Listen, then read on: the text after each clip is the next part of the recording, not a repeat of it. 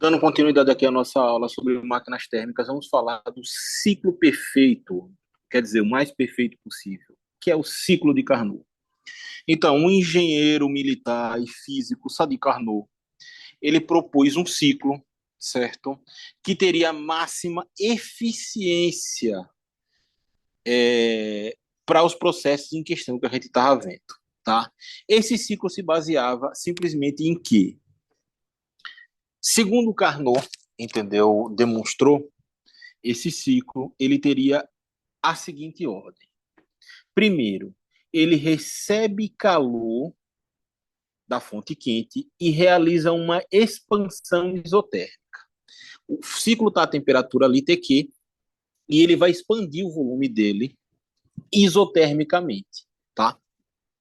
Então, se a gente pensar aqui num diagrama de Clapeyron, vamos botar aqui um diagrama de Clapeyron, certo?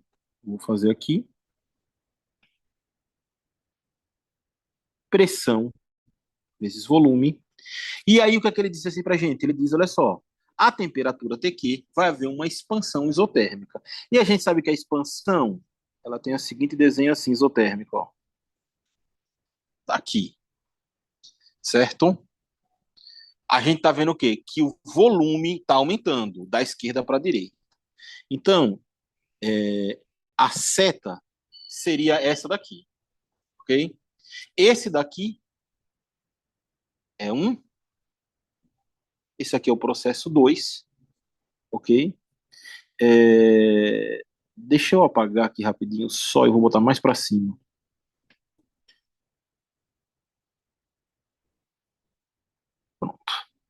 Então, aqui é a parte um do processo, essa aqui é a parte 2 e aqui está a nossa seta. Prosseguindo, o Carnot, ele fala o seguinte, olha, agora a gente faz uma expansão, continua expandindo, mas dessa vez sem variar a temperatura, ou seja, a diabática, sem variar a temperatura, passando para a temperatura o quê? Para a temperatura da fonte fria, tá? Então, o que ele propõe é isso daqui, ó.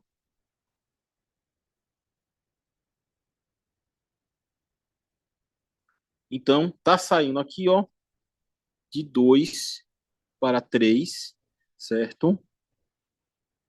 Só que dessa vez é adiabática.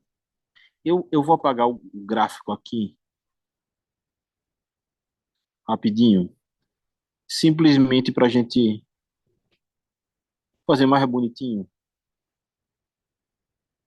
Pronto. Agora, aqui é 3, certo? Olha o caminho que ele está seguindo.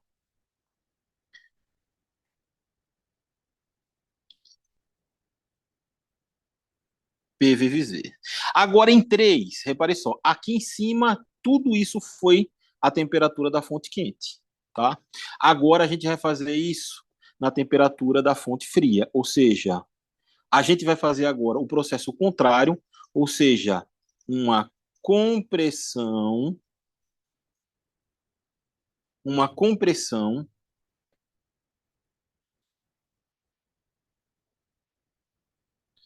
uma compressão, ou seja, meu volume está diminuindo, uma compressão isotérmica. E por fim dessa compressão isotérmica, mandando calor de volta ali para da fonte, a gente vai estar a temperatura aqui agora da fonte fria, certo? Aqui em cima da fonte quente.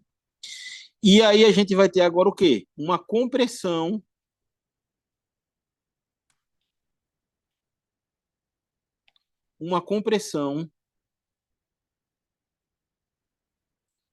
adiabática, tá?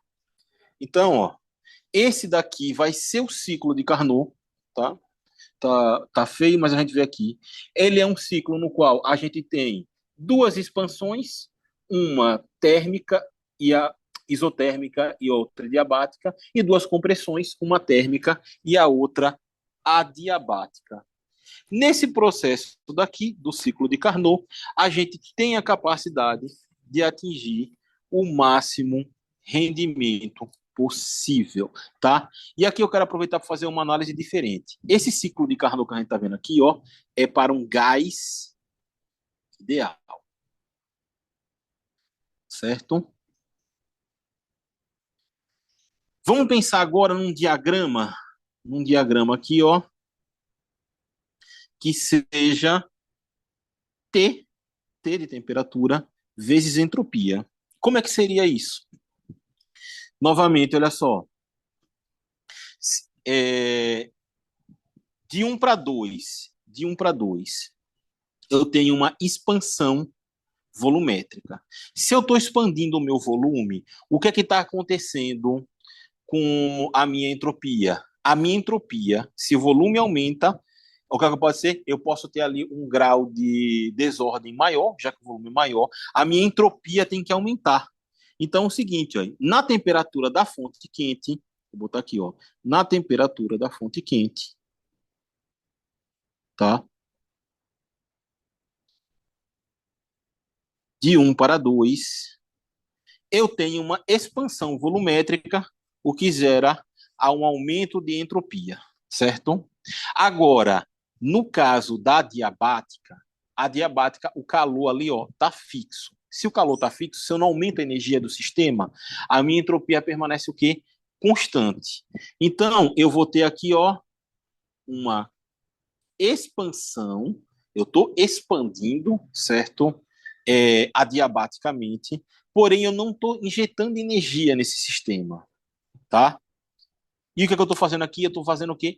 Variar a temperatura do meu sistema. Agora a gente está indo para a temperatura, vou botar aqui, ó, em 3, que vai ser, só aproveitando, a temperatura da fonte fria, tá? Tá aqui. Por fim, é o seguinte: agora a gente vai ter uma compressão isotérmica. Então, eu mantenho a minha temperatura constante, mas eu vou diminuir o meu volume. Se eu diminuo o meu volume, o que, é que acontece? Eu diminuo a minha desordem. Então, eu vou ter uma redução da minha entropia. E, por fim, eu faço a última compressão ali, certo? Que é para mandar calor e a gente ir para a temperatura da fonte quente, tá? O, a nossa entropia permanece constante, certo? O processo é diabático, mas a gente tem a variação de temperatura. Então, esse aqui é o ciclo T vezes S de Carnot, e tem uma curiosidade aí. Esse vale para qualquer substância. Então, pessoal, simplesmente com isso daqui, Carnot conseguiu é, fazer com que a gente tivesse ali o ciclo de maior eficiência. Tem um detalhe aqui que é o seguinte, olha só. Esse processo do ciclo de Carnot, ele precisa que esse processo seja quase estático, certo? Com pouquíssima variação ali de temperatura, do volume. Então, esse processo daqui, ele é muito lento.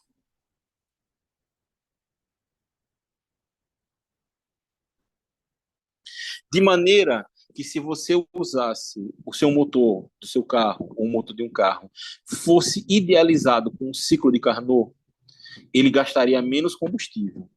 Porém, ele seria tão lento que não valeria a pena ter, tá? E é por isso que o ciclo de Carnot é uma construção teórica, você utiliza ela dali para pensar, mas na prática ela não é viável no processo, ok? É, ficou faltando refrigeradores. Na próxima aula que a gente vai ter na quarta-feira, eu vou falar sobre refrigeradores. Um minutinho, enquanto a gente faz questões. Forte abraço para vocês aí e vai desculpando pelo atraso no vídeo.